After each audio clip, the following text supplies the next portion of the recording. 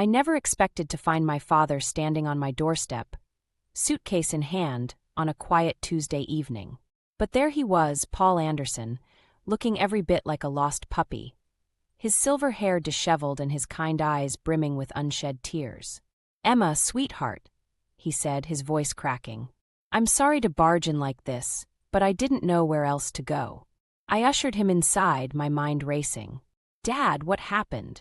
Is everything okay?" He set his suitcase down in the entryway, shoulders slumping. "Your mother and sisters. They've kicked me out." The words hit me like a punch to the gut. I'd known things were tense at home, but this was beyond anything I'd imagined. "Nathan," I called out, my voice wavering. "Can you come here, please?" My husband appeared from his studio, paintbrush still in hand. His eyes widened as he took in the scene. "Mr. Anderson? What's going on?" I turned to my father, who seemed to shrink under our concerned gazes. "Dad, why don't you sit down and tell us what happened?" We moved to the living room, and I perched on the edge of the couch, my stomach in knots. Nathan sat beside me, a steady presence, while my father lowered himself into the armchair with a heavy sigh. "It's been building for a while," Dad began, his eyes fixed on the floor. "Your mother, Laura, and Alice. They've been making life difficult. But today they told me to leave. Said I wasn't welcome anymore." My fists clenched involuntarily. "They can't do that. It's your house too." Dad shook his head. "It's not worth fighting, Emma. I need a place to stay for a little while. Until I can figure things out." I glanced at Nathan, silently pleading. He nodded, understanding without words. "Of course you can stay here, Dad," I said, reaching out to squeeze his hand. "As long as you need." Relief washed over his face, but it was quickly replaced by guilt. "I don't want to be a burden." "You're not," Nathan assured him. "We're family. We take care of each other." As Nathan helped my father settle into our guest room, I sank back onto the couch, my mind reeling. How had it come to this? My mother and sisters had always been difficult, but to throw Dad out of his own home? The phone rang, startling me from my thoughts. I answered without checking the caller ID, a mistake. "Emma," my mother's shrill voice pierced through the receiver. "Is your father there?" I hesitated, torn between honesty and protecting my dad. "Why do you want to know?" "Don't play games with me, young lady," she snapped. "If he's there, tell him to come home right now." We weren't serious about kicking him out. We just needed to teach him a lesson. Anger bubbled up inside me. A lesson? By throwing him out of his own house? "That's cruel, Mom, even for you. Don't you dare speak to me that way," she hissed. "You have no idea what goes on in this family. If you'd bother to visit more often, dash." "I visit plenty," I interrupted, my voice low and steady. "I see exactly what goes on. Dad's staying here for now, and that's final." I hung up before she could respond, my hands shaking. Nathan appeared in the doorway, concern etched on his face. "Everything okay?" he asked softly. I shook my head, feeling the weight of years of family drama pressing down on me. "No, it's not. But we'll figure it out. We have to." As I leaned into Nathan's embrace, I couldn't shake the feeling that this was just the beginning. A storm was brewing, and our little family was caught right in the middle of it. The next morning, I found Dad in the kitchen, fumbling with our coffee maker. His shoulders were hunched, a stark reminder of the weight he carried. "Here, let me help," I offered, reaching around him to press the right buttons. As the machine whirred to life, I caught a glimpse of his tired eyes. "Did you sleep okay?" He nodded, but his smile didn't reach his eyes. "As well as can be expected, I suppose. Emma, I can't thank you and Nathan enough for taking me in like this." I squeezed his arm. "You don't have to thank us, Dad. We're family." As we sat at the kitchen table, steaming mugs in hand, the memories I'd tried so hard to suppress came flooding back.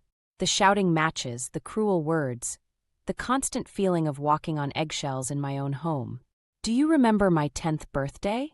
I asked, my voice barely above a whisper. Dad's face fell. "Oh, sweetheart, I wish I could forget." I could still hear Mom's shrill voice, berating me for wanting a frivolous party.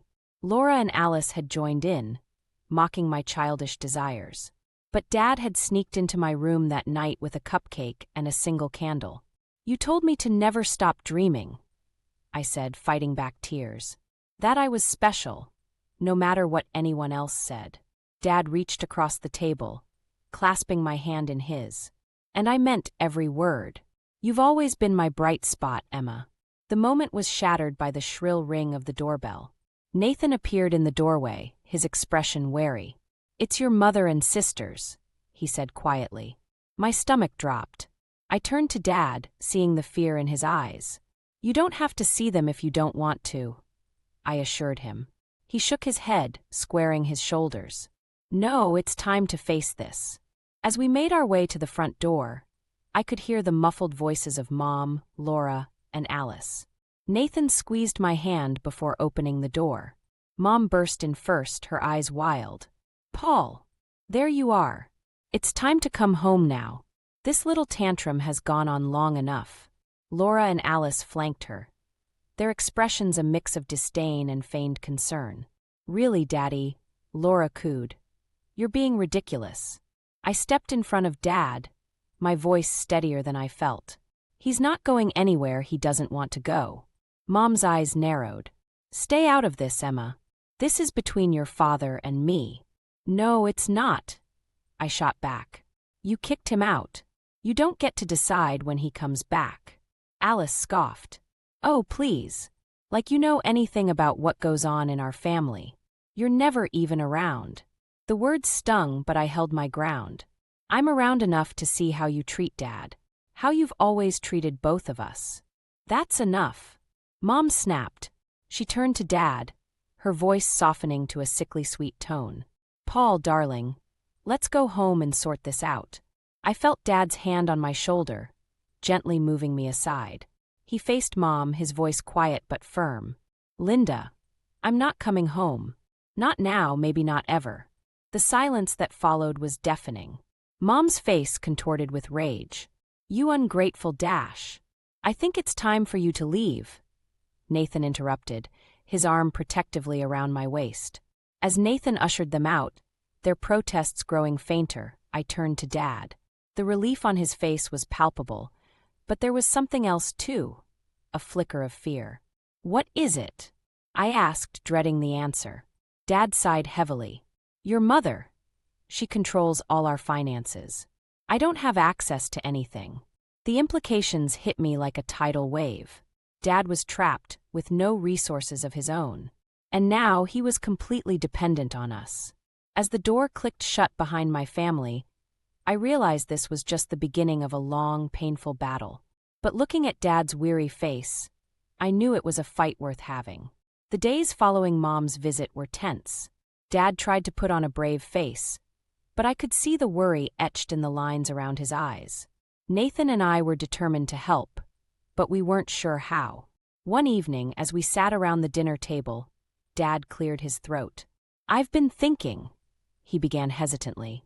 "Maybe it's time I went back to school. Finished that degree I always wanted." I nearly dropped my fork in surprise. "Dad, that's wonderful. But how?" He smiled sheepishly. "Well, that's where I was hoping you might help. I know it's a lot to ask, but we'll figure it out," Nathan interrupted, his voice firm. "This is important." As we discussed the logistics, a spark of hope ignited in my chest. This was Dad's chance to reclaim his life, to build something for himself. The next morning, I woke early, determined to start researching options for Dad. But as I reached for my laptop, my phone buzzed with a text from Laura. "Family meeting at the house. Now. Don't bring Dad." My stomach churned. What were they up to now? I showed the message to Nathan, who frowned. "You don't have to go," he said softly. I shook my head. "No, I need to know what they're planning." As I pulled up to my childhood home, memories flooded back, most of them painful. I took a deep breath and stepped inside. Mom, Laura, and Alice were waiting in the living room, their faces grim. "Finally," Mom snapped. "Sit down, Emma. We need to talk about your father." I perched on the edge of an armchair, my guard up, What about him? Laura leaned forward, her voice sickly sweet. We're worried about him, Emma. He's not thinking clearly. We think it's best if he comes home, where we can take care of him. Take care of him? I echoed, disbelief coloring my tone. You kicked him out. That was a misunderstanding, Alice chimed in. We just wanted to teach him a lesson about respect. My blood boiled. Respect? You want to talk about respect after how you've treated him all these years? Mom's eyes narrowed. Watch your tone, young lady. We're still your family. Family? I shot back. Is that what you call this? Because from where I'm sitting, it looks a lot like abuse. The room fell silent. Then Mom spoke, her voice dangerously low. If you don't convince your father to come home, we'll have no choice but to take legal action. He's not of sound mind, Emma. We could have him declared incompetent. The threat hung in the air, heavy and suffocating. I stood, my hands shaking. You wouldn't dare. Try us, Laura sneered. I stormed out, my mind reeling. As I drove home, tears blurred my vision. How could they do this? How could they twist the situation so cruelly? When I burst through the front door, Nathan and Dad were waiting, concern etched on their faces. Emma, Dad asked, his voice trembling. What happened? I collapsed into Nathan's arms, the weight of it all crashing down.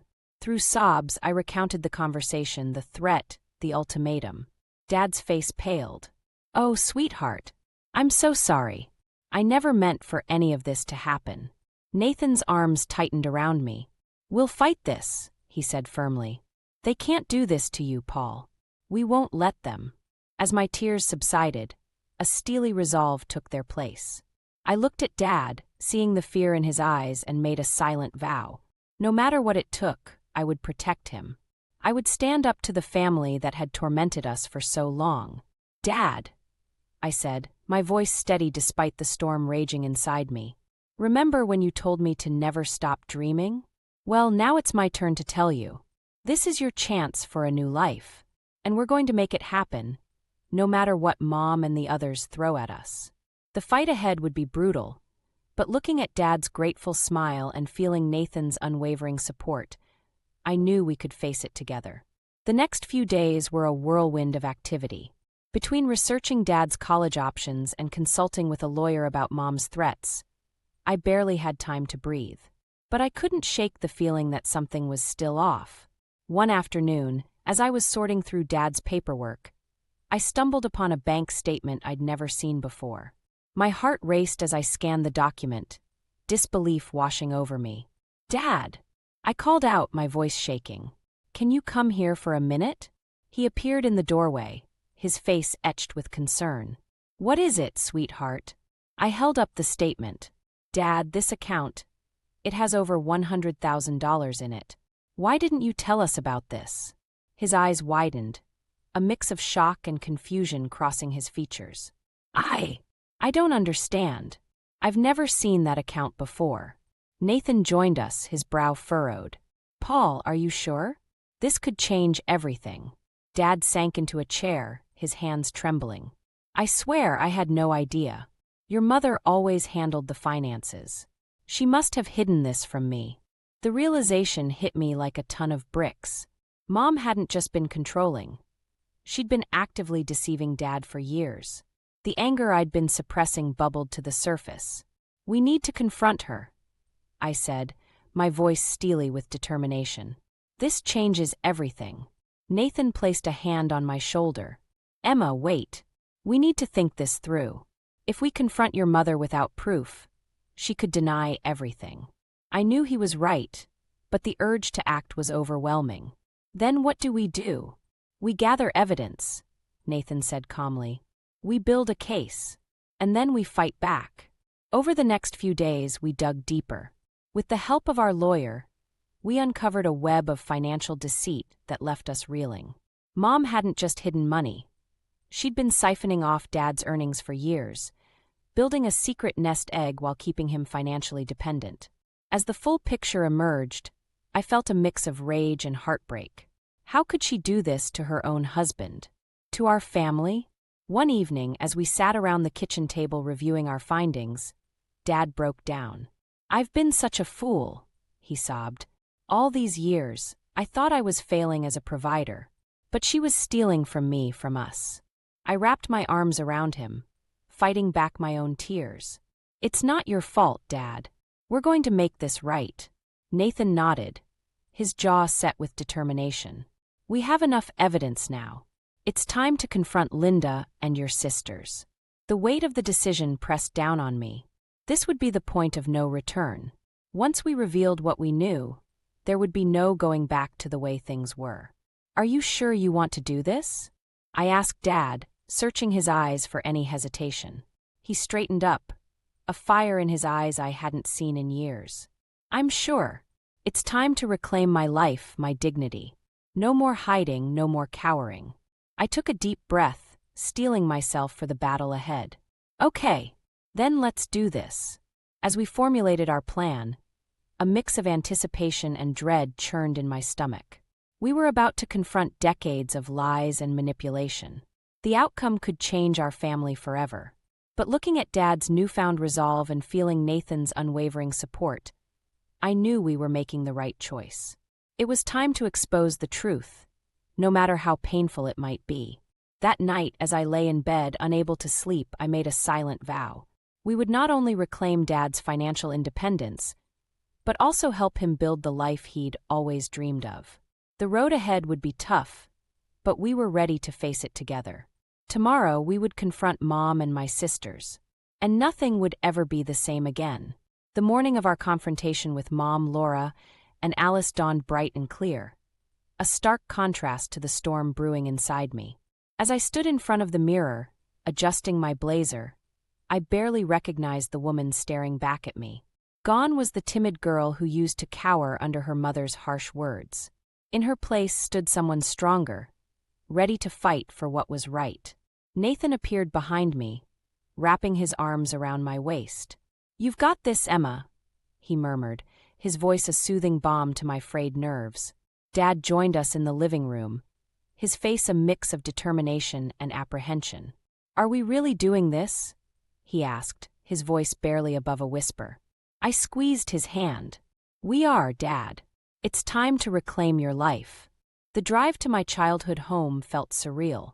As we pulled up, I saw Mom's car in the driveway along with Laura's and Alice's.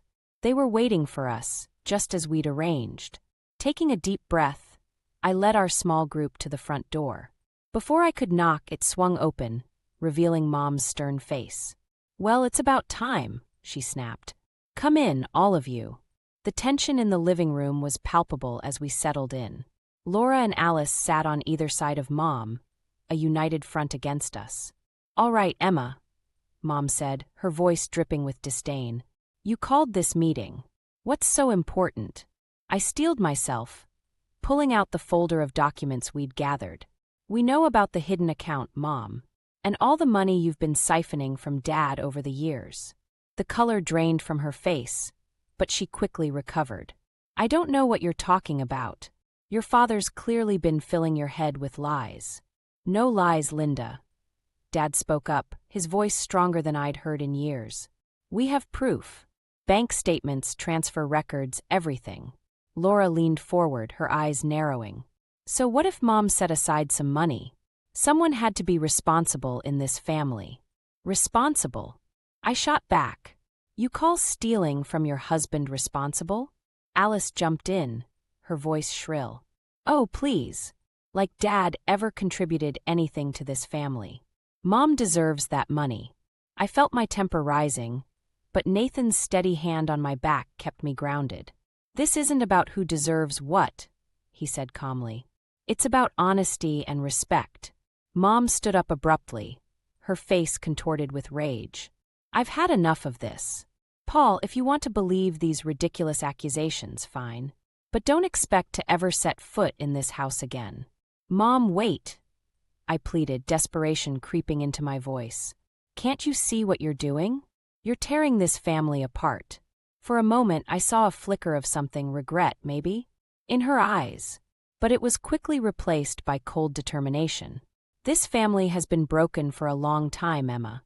And it's your fault. You and your father's weakness. The words hit me like a physical blow. I stumbled back, feeling the weight of years of manipulation and abuse crashing down on me. But then, something unexpected happened. Dad stepped forward, placing himself between Mom and me. "That's enough, Linda," he said, his voice quiet but firm. "I won't let you speak to our daughter that way anymore." The room fell silent. In that moment, I saw my father not as the beaten-down man he'd become, but as the strong, loving presence from my childhood memories. "We're done here," Dad continued. "Emma, Nathan, let's go home." As we turned to leave, Laura called out, her voice tinged with panic. "Wait! What about the money? You can't just take it." I paused at the door, looking back at the three women who had caused so much pain. "We're not taking anything that doesn't rightfully belong to Dad. The lawyer will be in touch." Walking out of that house, I felt a weight lift from my shoulders. The road ahead would be challenging, but for the first time in years, I felt hope for our family's future. A future where love and respect, not manipulation and fear, would guide us. The weeks following our confrontation with Mom, Laura, and Alice were surprisingly quiet. Too quiet. I should have known the calm wouldn't last. It was a lazy Sunday afternoon when the doorbell rang. Nathan and I exchanged wary glances before I went to answer it. My heart nearly stopped when I saw who was on the other side. Mom, Laura, and Alice stood there, looking like they were ready for war.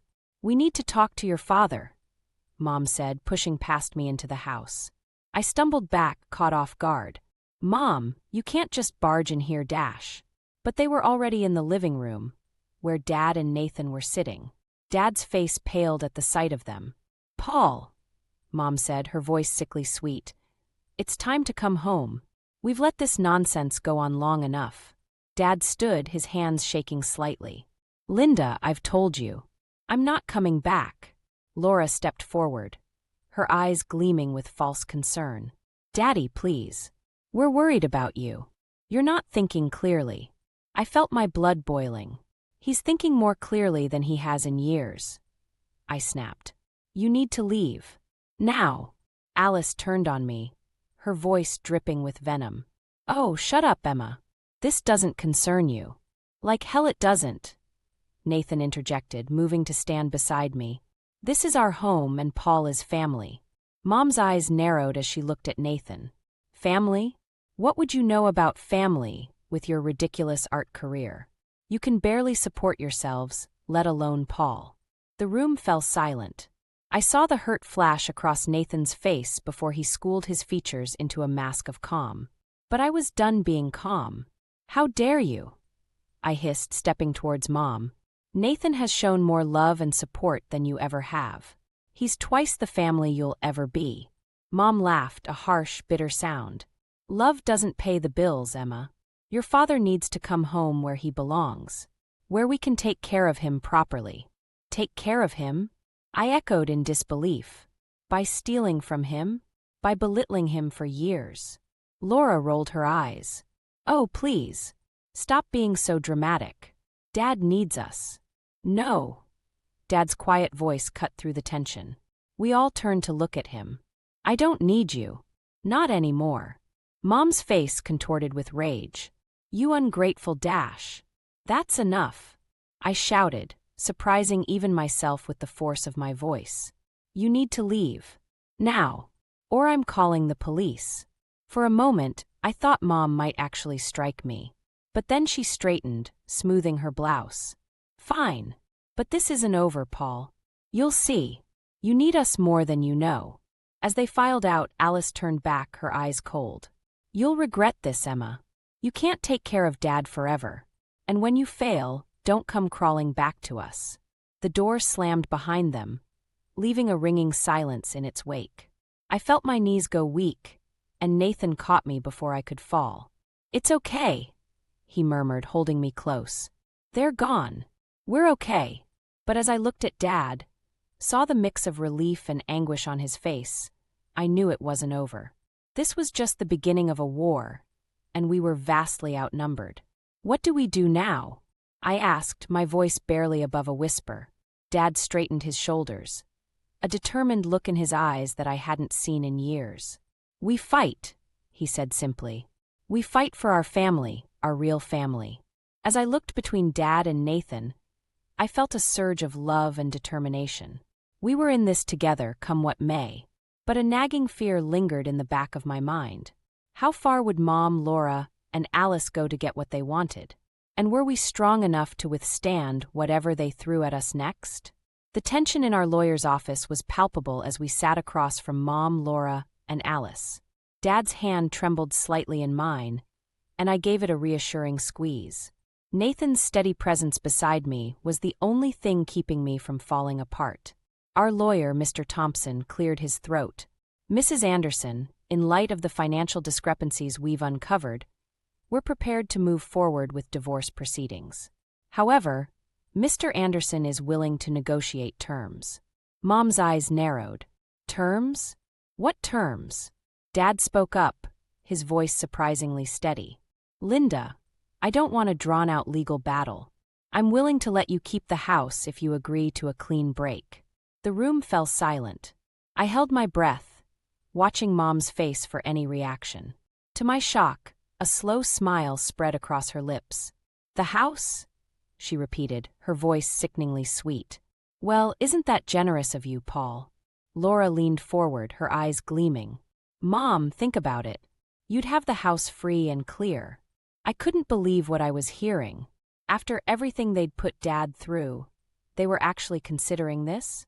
"Wait a minute," I interjected, unable to contain myself. "Dad, you can't just give them the house. That's your home." Dad turned to me, his eyes filled with a mixture of sadness and resolve. "Emma, sweetheart, it's just a house. My home is with you and Nathan now." Tears pricked at my eyes, but before I could respond, Alice chimed in. "Oh, how touching," she sneered. "But let's not forget Daddy. You're the one who abandoned us." "Abandoned you?" Nathan's voice was sharp with disbelief. "He didn't abandon anyone. You kicked him out." Mr. Thompson raised a hand, trying to regain control of the situation. "Please, let's stay focused on the matter at hand." Mom leaned back in her chair, a triumphant smile on her face. "I think we have a deal, Paul. The house for a quick, clean divorce." I couldn't believe this was happening. It felt like we were losing everything we'd fought for. "Dad, please," I pleaded. "You don't have to do this." But Dad just shook his head, a sad smile on his face. "It's okay, Emma. This is what I want." As Mr. Thompson began outlining the terms of the agreement, I felt like I was watching a train wreck in slow motion. How could Dad just give up like this? How could he let them win? The next hour passed in a blur of legal jargon and signatures. Before I knew it, it was done. Dad had signed away his home, his life's work, to the very people who had tormented him for years. As we left the office, Mom caught my arm. "I hope you're happy, Emma," she hissed. "You've torn this family apart." I jerked away from her, anger boiling up inside me. "No, Mom. You did that all on your own." Outside, the cool air did little to calm my racing thoughts. Dad looked exhausted but oddly at peace. Nathan wrapped an arm around my shoulders, sensing my distress. "I don't understand," I said, my voice breaking. "Dad, why did you agree to this? They don't deserve the house. They don't deserve anything from you." Dad turned to me, his eyes filled with a wisdom I'd never fully appreciated before. "Emma, sometimes the price of peace is high, but it's worth it. I'm free now. We're free." As his words sank in, I felt a mix of emotions wash over me, anger, sadness, but also a glimmer of hope. Maybe Dad was right. Maybe this was the only way to truly break free from the toxic cycle we'd been trapped in for so long. But as we drove home, a new worry gnawed at me. What would happen now? How would we move forward from here? And would Mom, Laura, and Alice really let us go so easily? Little did I know, the real battle was just beginning. 6 months after the divorce, I stood in front of our mailbox, staring at an envelope with Mom's handwriting. My hands trembled as I opened it, revealing a short note and a check. "Emma, the house sold. This is your father's share. Don't contact us again." "Mom!" I stumbled back inside, my mind reeling. Nathan and Dad looked up from their breakfast, concern etching their faces. "Emma," Nathan asked, rising to meet me.